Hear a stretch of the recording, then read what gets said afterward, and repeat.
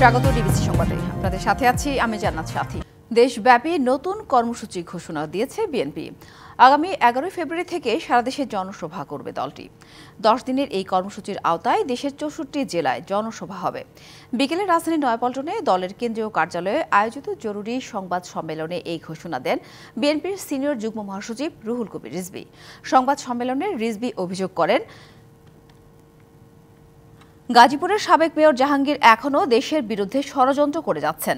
প্রশাসনের বিভিন্ন স্তরে থাকা ফ্যাসিস্টের সহযোগীদের চিহ্নিত করার দাবি জানান তিনি।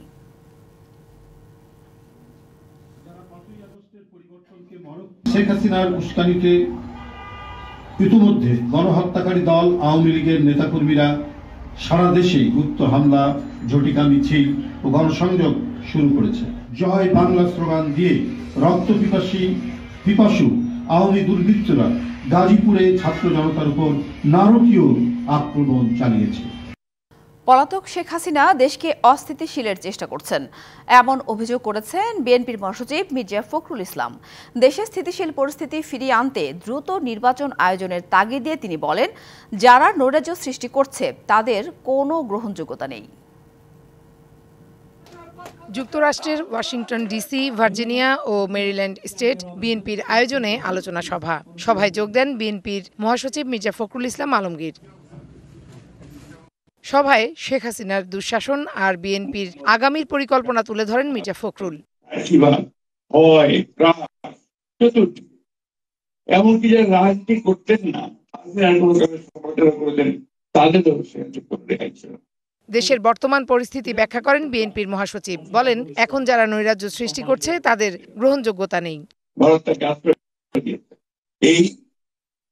সেইখান থেকে প্রতি মুহূর্তে যারা পালিয়ে গেছে ভাবছে তাদের সকলকে নিয়ে চক্রান্ত করছে বাংলাদেশে আবার একটা নৈরাজ্য সৃষ্টি করা, অস্থিতিশীলতা সৃষ্টি করা, যাতে করে বাংলাদেশের আন্দোলনের যে বিজয় নস্বাত করা যায়।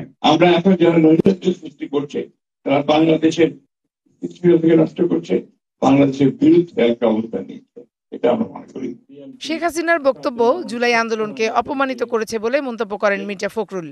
বক্তৃতার মাধ্যমে জুলাই আন্দোলনে যারা করেছে ছাত্র জনগণ তাদেরকে অপমান করেছেন, অপমানিত কথাবার্তা বলেছেন এবং এই আন্দোলনকেও তিনি অপমান করেছেন।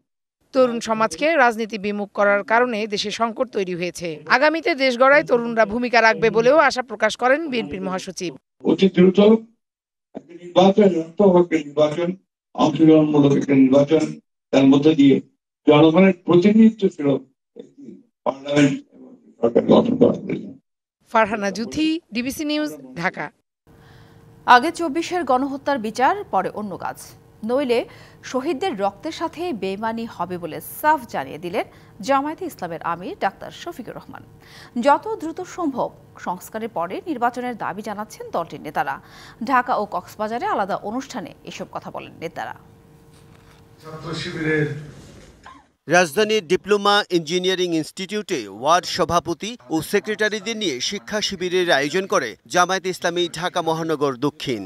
জনগণ এখনো ভুলতে পারছে না। ভোটের পরিবেশ আনতে যতটুকু সময় দরকার তার মধ্যেই নির্বাচন দেওয়ার তাগিদ দেন নেতারা। বাংলাদেশে নির্বাচনের একটা পরিবেশ লাগবে, সেই পরিবেশ করতে যতটুকু সময় দরকার ততটুকু সময় সরকারকে দেওয়া দরকার। সংস্কারের নামে দীর্ঘসূত্রিতা, এটাও কিন্তু একটা ষড়যন্ত্র হবে। এদেশের জনগণ ঐক্যবদ্ধ আছে। আওয়ামী লীগ, ছাত্রলীগ, যুবলীগের কোন সন্ত্রাসীকে রাস্তায় কোন ধরনের সন্ত্রাসী কার্যক্রম করার সুযোগ দেয়া হবে না। এদিকে কক্সবাজারে দলীয় কর্মী সম্মেলনে জামায়াতের আমির বলেন, 24-এর গণহত্যার বিচার না হলে শহীদের রক্তের সাথে বেইমানি হবে। আমাদের হাজার হাজার সন্তান যারা খুন হলো, গুম হলো, পঙ্গু হলো, তাদের জীবন, রক্ত এর প্রতি একটু সম্মান দেখান। এদেরকে অপমান করবেন না। শহীদের আত্মা অভিশাপ দিবে, পঙ্গু আহতদের আত্মা অভিশাপ দিবে, আল্লাহর আসমান থেকে অভিশাপ নেমে আসবে। এ কাজ করবেন না। এ কাজ থেকে নিজেদেরকে বিরত রাখুন, মানুষকে শান্তিতে থাকতে দিন। প্রায় 16 বছর পর কক্সবাজারে প্রকাশ্যে কর্মী সম্মেলন করেছে জামায়াতে ইসলামী। দীর্ঘদিন পর সম্মেলন পেয়ে উচ্ছ্বসিত নেতাকর্মীরা। বিজন কুমার দাস, ডিবিসি নিউজ, ঢাকা। অন্তর্বর্তী সরকারের প্রধান উপদেষ্টা ডক্টর মোহাম্মদ ইউনূসকে বিশ্বের নেতিবাচকভাবে তুলে ধরতে বড় ষড়যন্ত্র হচ্ছে। তাকে জঙ্গি লিডার বানাতে $বিলিয়ন খরচ করছে ভারত, এমন অভিযোগ করেছেন প্রেস সচিব শফিকুল আলম। রাজধানীতে এক অনুষ্ঠানে একথা বলেন তিনি। একই অনুষ্ঠানে বিএনপির সিনিয়র যুগ্ম মহাসচিব রুহুল কবির রিজভী বলেছেন, অন্তর্বর্তী সরকারকে ব্যর্থ হতে দেয়া যাবে না। ২৪-এর গণঅভ্যুত্থানের সহিংসতার নানা চিত্রকর্ম নিয়ে বই দ্রোহের গ্রাফিতি। সেই বইয়ের প্রকাশনা উৎসবে যোগ দিয়ে প্রধান উপদেষ্টার প্রেস সচিব প্রধান উপদেষ্টার বরাত দিয়ে দেশবাসীকে শান্ত থাকার আহ্বান জানান। তিনি বলেন, দেশ আর এই সরকারের বিরুদ্ধে নানা অপপ্রচার চালাচ্ছে ভারত। ইউনূস হচ্ছে জঙ্গি লিডার, ইউনূসকে ঘিরে আছে কারা? জঙ্গি লিডার। এটা খুবই ওয়েল অর্কেস্ট্রেটেড ক্যাম্পেইন এবং এটা ইন্ডিয়ান মিডিয়াও এটার সাথে জড়িত। তারা মিলিয়নস অফ ডলার খরচ করছে এই হাসিনার অলিগার্কগুলো। ওয়ার্ল্ডে বুঝাইতে চাচ্ছে যেই তুমি যে এটাকে গণঅভ্যুত্থান বলতেছো সেটা আসলে গণঅভ্যুত্থান না। বিএনপি সিনিয়র যুগ্ম মহাসচিব রুহুল কবির রিজভী বলেন, গণতান্ত্রিক দেশ হয়েও শেখ হাসিনার মতো ফ্যাসিস্টদের পক্ষে বয়ান তৈরি করছে ভারতীয় গণমাধ্যম। যে ভারতের মতো একটি গণতান্ত্রিক দেশে এমন নির্লজ্জের মতো ওখানকার মিডিয়া, কিছু সাংবাদিক ওই একই ধরনের বয়ান তৈরি করছেন। শেখ হাসিনা যেমন করেছেন, সে এক ফ্যাসিস্টের পক্ষ অবলম্বন করে বয়ান তৈরি করছে। অন্যদিকে জাতীয় প্রেস ক্লাবে জাতীয় নির্বাচনের দাবিতে এক নাগরিক সভার আয়োজন করে জিয়াউর রহমান সমাজ কল্যাণ পরিষদ। এতে যোগ দিয়ে বিএনপির ভাইস চেয়ারম্যান শামসুজ্জামান দুদু বলেন, সরকারের দৈন্যতার কারণে দেশে অস্থিরতা তৈরি হচ্ছে। দেশ ক্রমেই সম্ভাবনাময় একটি অবস্থা থেকে হতাশার দিকে যাচ্ছে। গাজীপুরে যে নির্দয় নির্মম ঘটনা ঘটেছে, এত সাহস তারা পায় কোথা থেকে? এই প্রশ্ন যদি কেউ করে তাহলে এই সরকারের রাজনৈতিক দৈন্যতাই জনসম্মুখে প্রকট থেকে প্রকটতর। এ সময় দ্রুত নির্বাচনের রোডম্যাপ ঘোষণার দাবি জানান শামসুজ্জামান দুদু।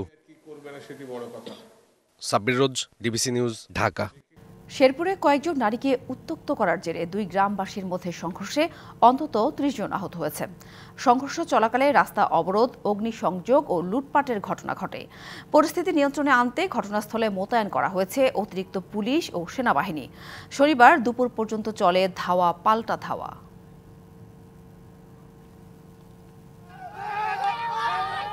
শুক্রবার সন্ধ্যায় শেরপুর শহর থেকে ইজিবাইকে নন্দীরবাজার যাওয়ার পথে কান্দাশিরিরচর এলাকায় কয়েকজন নারীকে উত্ত্যক্ত করে দড়িপাড়া গ্রামের কয়েক যুবক। এ সময় কান্দাশিরিরচরের লোকজন প্রতিবাদ করলে তাদেরকে মারধর করে উত্ত্যক্তকারীরা। পরে রাতে আবার দড়িপাড়ায় মাইকিং করে দলবদ্ধভাবে কান্দাশিরিরচরে হামলা চালানো হয়। এক পর্যায়ে দেশি অস্ত্র নিয়ে 2 গ্রামের লোকজনের মাঝে হয় দফায় দফায় সংঘর্ষ। এতে আহত হয় অন্তত 10 জন।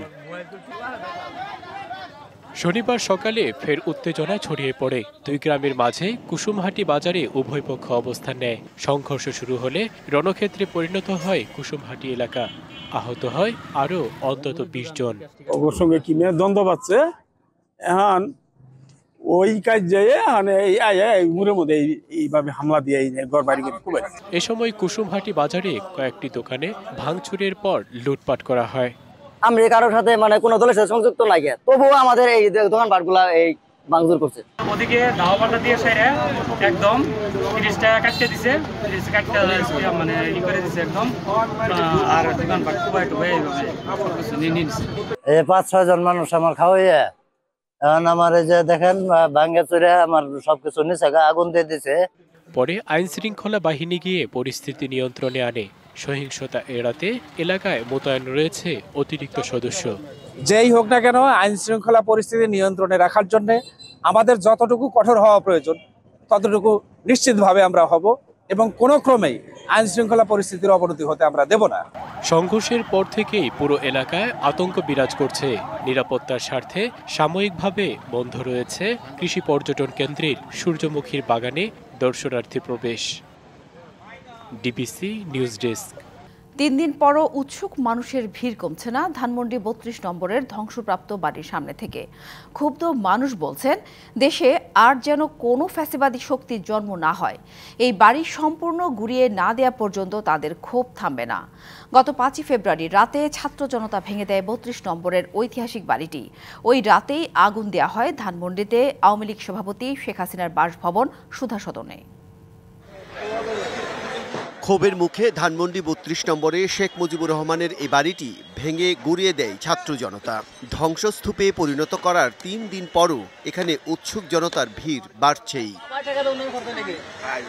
শনিবার সকাল থেকেই দেশের বিভিন্ন প্রান্ত থেকে আসার লোকজন জড়ো হন এখানে। আওয়ামী লীগের ফেসিবাদী কর্মকাণ্ডে তীব্র ক্ষোভ জানান তারা। শুধু বাংলাদেশের নেতা ছিলেন, উনি ছিলেন উপমহাদেশের একজন জননেতা ছিলেন। এখন এটা হলো কেন? আজকের এই পরিস্থিতির জন্য দায়ী কে?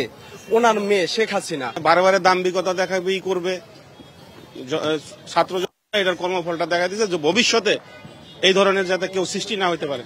এই ধ্বংসস্তূপ শেখ হাসিনার কর্মফল উল্লেখ করে উৎসুক জনতা বলেন, আওয়ামী লীগের চিহ্ন রাখা হবে না এই দেশে।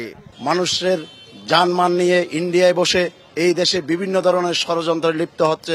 এরকম করা উচিত না। আর কখনো কারো স্বৈরশাসক হইলে দেশের মানুষ তার পরিণতি এইভাবেই দিবে তাকে।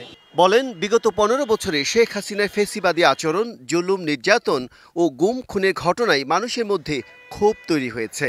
বলেন, ভবিষ্যতে কেউ এদেশে স্বৈরাচার হওয়ার চেষ্টা করলে তাদের পরিণতি হবে এমন। জনগণের আক্রোশ এই পুরা ধানমন্ডি ৩২কে গুড়িয়ে দেওয়ার মাধ্যমে তাদের ক্ষোভের বহিঃপ্রকাশ ঘটছে। দেখতে দেওয়া যায় বিড়ছি তো খারাপই লাগে, কিন্তু খারাপ লাগলে তো কিছু করার নাই, সে তো মানুষের ভালো করে নাই। বুধবার পলাতক শেখ হাসিনার একটি বক্তব্যকে কেন্দ্র করে ধানমন্ডি ৩২ নম্বরে শেখ মুজিবুর রহমানের বাড়িটি ভাঙতে শুরু করে ছাত্র জনতা। আগুন দেওয়া হয় ধানমন্ডিতে শেখ হাসিনার বাসভবন সুধা সদনেও। Bijon Kumar Das, DBC news, Dhaka. Champions trophy সামনে রেখে আজ থেকে শুরু হয়েছে টাইগারদের আনুষ্ঠানিক ক্যাম্প। তবে প্রথম দিনের ক্যাম্পে অনুপস্থিত ছিলেন দলের বেশিরভাগ সদস্য। পেসারদের মধ্যে কেবল অনুশীলন করেছেন মোস্তাফিজ ও তানজিম সাকিব। 5 দিনের ক্যাম্প শেষে আগামী বৃহস্পতিবার দুবাইয়ের উদ্দেশ্যে দেশ ছাড়বে দল। 20 ওভারের লড়াই শেষ, এবার 50 ওভারের ফরম্যাটে মনোযোগ দেবার পালা। আর টাইগারদের এই ফরম্যাটের মিশনটা শুরু হচ্ছে চ্যাম্পিয়ন্স ট্রফি দিয়ে। তবে ফিল সিমন্সের প্রথম দিনের ক্লাসে আসেননি দলের বেশিরভাগ ক্রিকেটার। স্বাভাবিকভাবেই বরিশাল ও চিটাগং দলে থাকা সদস্যদেরও দেখা যায়নি মাঠে। তাই সৌম্য অনেকদের নিয়েই প্রথম দিনের হিসাবটা কষলেন হেড কোচ ফিল সিমন্স। ক্রিকেটারদের থেকে কোচিং স্টাফরাই হয়তো বেশি সিরিয়াস, তাই তো গুটি কয়েক ক্রিকেটারদের দীক্ষা দিতে মুশতাক সহ সকল কোচরাই উপস্থিত ছিলেন ক্যাম্পে। তবে ছুটি নিয়ে যেহেতু দলের সাথে নেই ডেভিড হেম্প, তাই ব্যাটিংয়ের দায়িত্বটা এখন পুরোপুরি সালাউদ্দিনের কাঁধে। কদিন আগেই ইনজুরি থেকে ফেরা সৌম্যকে নিয়েছিলেন বাড়তি মনোযোগী। ভুল হলেই আবার ধরিয়ে দিচ্ছিলেন সাথে সাথেই। অনুশীলনে এদিন দীর্ঘক্ষণ নেটে ব্যাটিং করেছেন তানজিদ তামিম। বিপিএলে দল খারাপ করলেও এই ব্যাটার ছিলেন দারুণ ফর্মে, হয়েছেন দ্বিতীয় সর্বোচ্চ রান সংগ্রাহক। চ্যাম্পিয়ন্স ট্রফিতে এই ফর্ম ধরে রাখতে তাই অনুশীলনেও বাড়তি মনোযোগী এই ব্যাটার। পেসারদের মধ্যে এদিন কেবল মুস্তাফিজ আর তানজিম সাকিব উপস্থিত ছিলেন অনুশীলনে। ওয়ার্কলোড ইস্যুতে 2-1 দিন পরে যোগ দেবেন তাসকিন। চ্যাম্পিয়ন্স ট্রফির আগে টাইগাররা ক্যাম্প করার সুযোগ পাচ্ছে মাত্র 5 দিন। আগামী 23 তারিখ উড়াল দেবে দুবাইয়ের উদ্দেশ্যে। Shahriar Hossain, DBC news, Dhaka. DBC সংবাদে এই ছিল এখনকার মতো। ডিবিসি নিউজের সংবাদগুলো পড়তে ভিজিট করুন dbcnews.tv আর ভিজিট করুন ডিবিসি নিউজের ফেসবুক পেজ এবং ইউটিউব চ্যানেল। ডিবিসির সঙ্গেই থাকুন।